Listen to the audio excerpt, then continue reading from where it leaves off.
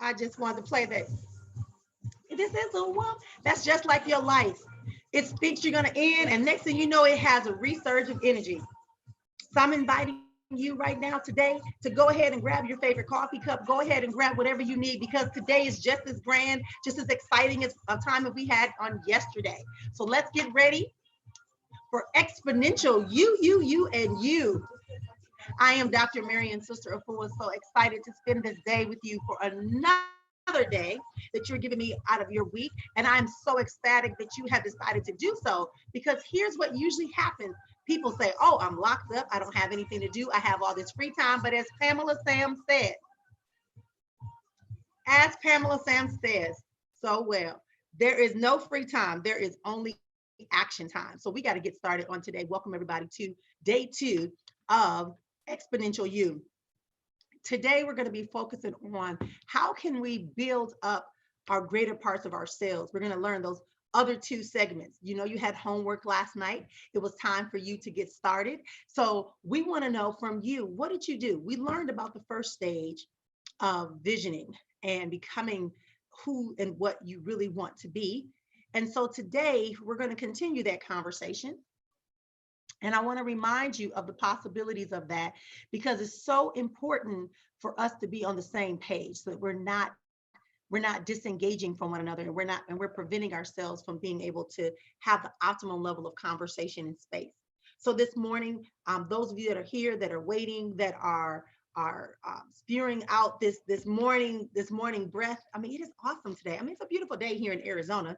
Let me know how the weather is where you are. Simply make sure you go over to Exponential You Live on Facebook and actually join the group. And that's where we're going to be posting and participating. So I would really need this interaction to happen. We know that we are incapable at this present moment in time. We have not the ability to come together in the large room like we normally would do every year. But let me just tell you, yesterday was so empowering for me. Yesterday was about reaching deeper and identifying where you are and who you are at the same time. Yesterday, we had a panel discussion where you saw the compassion and the beauty and the inner beauty of our panelists, of our speakers that we have for this 2-day event this year. And you also got a chance to hear from young people who were willing to serve and be a part of something that they knew was grand. We learned that my grandson gave us a extra slogan that we could add to our already arsenal of acronyms and reminders. And he said, this event is about raising to your power, raising up to your power. Because a lot of times we know we have power, but we're just not sure how to get to it. And today our conversation is going to talk to you about that as we continue to go through and figure out how exactly we're going to be processing this information and living things in a place, in a space that are just truly beneficial. So today, while we are joining here, we're going to be pulling everyone in. Welcome everyone who has come into the facilities. We are excited. We are beyond excited, I should say, because you're here on today. And I love that first song that plays. It's called "This Is a Woman's World." And men, I don't think that it's not really meant to.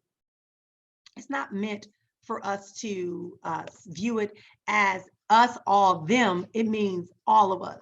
And if you can understand that women are very instrumental in this process in healing for the nation and expansion.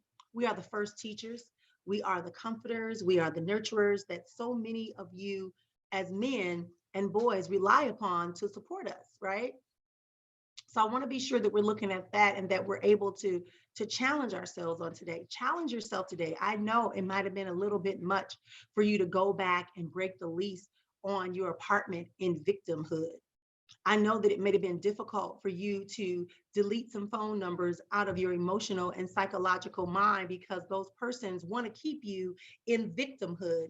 And they know that you're about to move and a moving truck is pulling up and that you're loading up all of those unwanted memories, those disappointments, those exacerbations of attempts to pursue your wildest dreams. We understand that when they saw you loading up that truck last night, that you got a little bit nervous, that you began to think about, maybe this isn't exactly the best thing for me to do right now.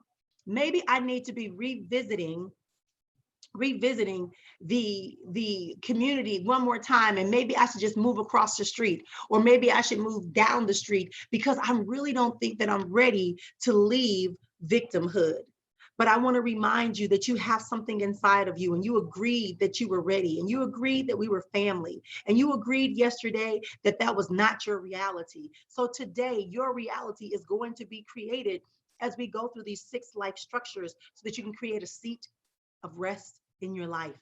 And when you take a rest, that isn't permanent, that's temporary, that's to recapture yourself, to revitalize yourself. And we're going to get more into that on today. I know that Pamela Sams is going to be talking to you today all about how to navigate this financial system or sea that we're seem to be in.